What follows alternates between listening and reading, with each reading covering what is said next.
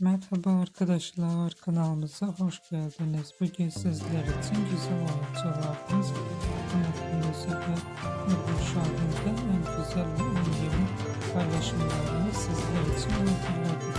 Ebru Şahin ve Ahmet Kurucu Hercai dizisinde olmuş ve